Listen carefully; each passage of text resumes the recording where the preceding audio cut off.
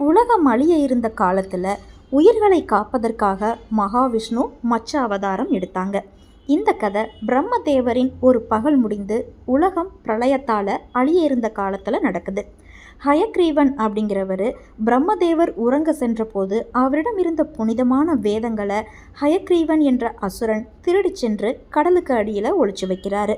வேதங்கள் இல்லைன்னா உலகில் தர்மம் அழியும் அப்படிங்கிறதுனால விஷ்ணு மீன் உருவம் எடுக்க தீர்மானிக்கிறாரு.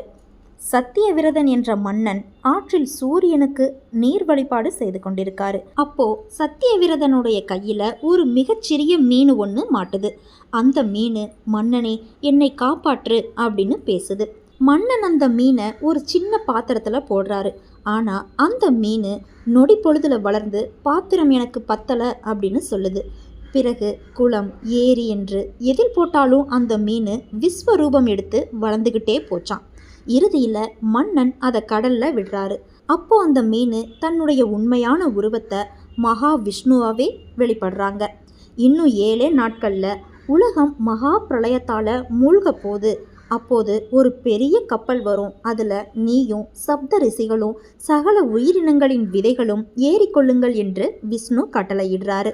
பெரிய பிரளயம் வந்தப்ப மகாவிஷ்ணு ஒரு மிகப்பெரிய கொம்புடைய மீனாக தோன்றி அந்த கப்பலை வாசுகி என்ற பாம்பை கயிறாக கொண்டு தனது கொம்பில் பிணைத்து பாதுகாத்தார். அதே நேரத்தில் கடலுக்கு அடியில் சென்று அசுரனை அழித்து வேதங்களை மீட்டு மீண்டும் பிரம்மனிடமே ஒப்படைத்தார். ஏன் இந்த அவதாரம் முக்கியம் அப்படின்னு தெரியுமா? வேதங்கள் என்பது அறிவின் அடையாளம். அதை அழிவிலிருந்து காப்பதே இந்த அவதாரத்தின் நோக்கம். பழைய உலகம் அழிந்து புதிய உலகம் தொடங்கும் போது நல்லவர்களை காப்பதே இறைவனின் கடமை என்பதை இது உணர்த்துகிறது. இந்த கதை பிடிச்சிருந்துச்சுன்னா மறக்காம ஒரு லைக் பண்ணிடுங்க.